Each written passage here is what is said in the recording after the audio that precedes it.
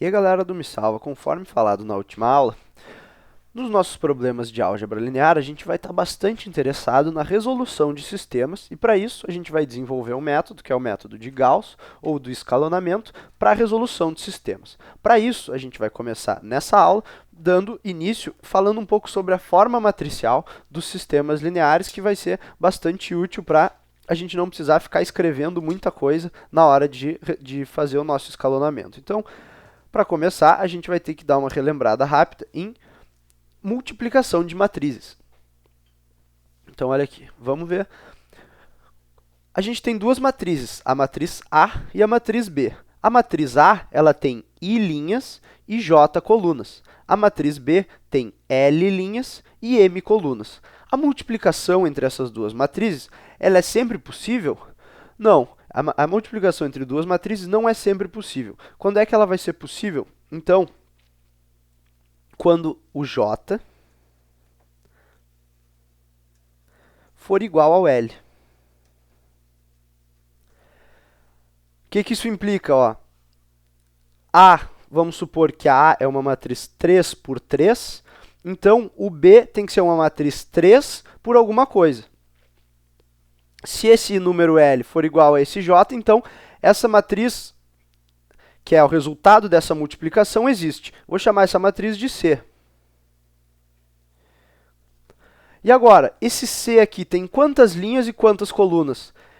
Então, olha só, o C ele vai ter I linhas, ele pega as linhas do A e M colunas. Então, ele vai ser uma matriz I por M.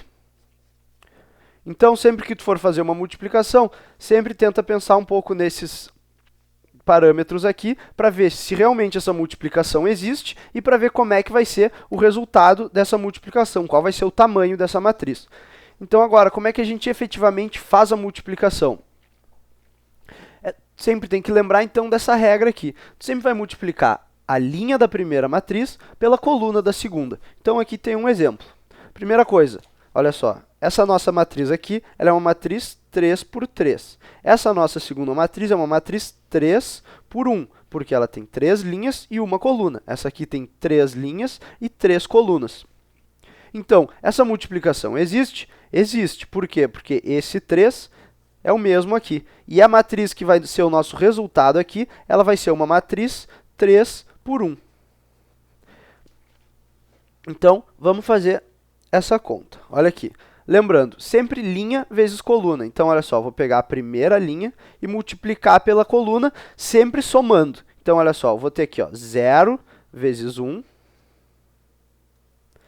e daí soma. 1 vezes 1, e 2 vezes 0. Fazendo isso aí, isso aqui é 0 mais 1 mais 0, então é 1. Agora, a segunda posição dessa matriz aqui, então, linha 2, coluna 1. 2 vezes 1, que é 2. 1 vezes 1, que é 1. E 0 vezes 0, que é 0. Isso aqui nos dá 3. E por fim, a última posição, linha 3, coluna 1. Então, 1 vezes 1, 1. 0 vezes 1, 0. 1 vezes 0, 0. Aqui é 1 também. Então, está feita a multiplicação entre essas duas matrizes aqui. Então, isso aí foi só para dar uma relembrada. Agora, então, vamos ver como é que é realmente a forma matricial de um sistema linear. Ela vai ter essa cara aqui, ó. Forma matricial de um sistema, ela vai ser dada por AX igual a B. Esse A aqui é o que a gente chama de matriz dos coeficientes. O B vai ser a matriz dos resultados. E o x vai ser um vetor contendo as incógnitas do teu problema. Por isso, como ele é um vetor, a gente vai ver mais para frente por que isso. Então, a gente sempre marca ele de uma forma um pouco diferente, justamente por ele não ser sempre constante, por ele ser as tuas incógnitas. Então, tu pode marcar ele ou com uma flechinha de vetor assim, algumas pessoas marcam com uma coisa embaixo, ou então apenas deixando esse x aí em negrito, que é muitas vezes a anotação que é utilizada na literatura. Então, fazendo esse x um pouco mais grosso, aí sim tu tem a forma matricial de um sistema de equações. É bem fácil transformar um sistema escrito com as incógnitas num sistema na forma matricial, como a gente vai ver agora. Olha aqui. Então imagina que a gente tem esse sistema aqui, que as nossas incógnitas são o x, o y e o z, e eu quero transformar ele na forma matricial. Então lembrando que a forma matricial é AX igual a B. O A é a matriz dos coeficientes. A gente já vai determinar ela. O B vai ser o vetor das incógnitas, o x é o vetor das incógnitas, e o B é o dos resultados. Então, a nossa matriz vai ter mais ou menos essa forma. Então, olha aqui. O x é o mais fácil, é o vetor das incógnitas. Como as nossas incógnitas são x, y e z, então aqui eu vou ter x, y e z. Agora, olha só, vamos pensar nessa primeira linha aqui, ó. Eu quero 3 vezes x mais 2 vezes y menos 1 vezes z. Se eu botar um 3 aqui, essa minha matriz aqui é uma 3 por 3, essa aqui vai ser uma 3 por 1, e essa aqui é uma 3 por 1 também, igual no exemplo anterior que a gente fez. Então, olha aqui. Se eu botar 3, aqui 2, e aqui menos 1, o que vai acontecer? Então, eu tenho 3 vezes x, mais 2 vezes y, mais menos 1 vezes z. Então, esse lado aqui, com essa linha e essa coluna, me retorna exatamente o lado esquerdo dessa equação aqui. E aqui, então, eu só vou botar o zero. Aí, então, essa linha, essa coluna e esse zero estão me retornando essa minha equação 1 aqui. E a mesma coisa eu vou fazer para as outras linhas. Então, aqui na segunda eu tenho 1 vezes x, menos 1 vezes y, e aqui eu tenho um 0 vezes z. Então, aqui eu vou botar um zero. E o resultado é 2. Para a terceira linha, então, eu tenho 4 vezes x, mais 0 vezes y, mais 5 vezes z. Isso igual a 10.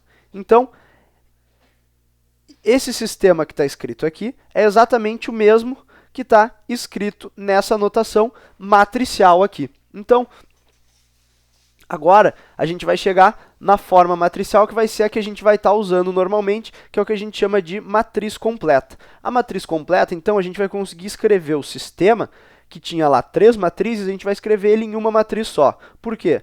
Lembra, então, lá que a gente tinha A, x igual a b. Só que esse x aqui é sempre x, y, z, ou x1, x2, x3, ou seja lá quais são as variáveis que tu vai estar usando.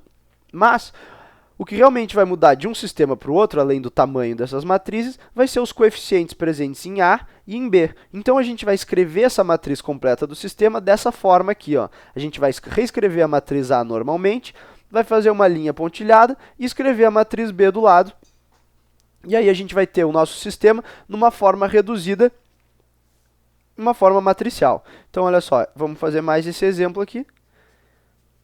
E agora vamos escrever numa forma de matriz completa. Então, como é que vai ser isso? Primeiro eu vou escrever a matriz A, que era a matriz dos coeficientes. Então, aqui ó, eu tenho 2x, 1y, 1z, 1x, 0y, menos 1z. E aqui eu tenho 4x, menos 5y, ó, e não tem nenhum z aqui, então 0z. Agora eu vou fazer uma linha pontilhada aqui, tracejada, e vou escrever a matriz dos resultados aqui. Então, para essa primeira equação eu tenho 1, para essa segunda equação eu tenho x menos z igual a 0, e para essa terceira aqui tem uma pegadinha, na verdade esse 2 aqui tem que estar desse lado da equação. Então, é como se eu tivesse um menos 2 aqui, e portanto aqui eu tenho menos 2. E aí, está escrito o meu sistema na forma matricial. Então, nota que a mesma coisa que está escrita aqui está sendo representada por essa matriz de uma maneira muito mais simplificada. Por quê? Porque eu não tenho esse monte de sinais de mais, por exemplo, eu não preciso deles. Eu não preciso dos sinais de iguais.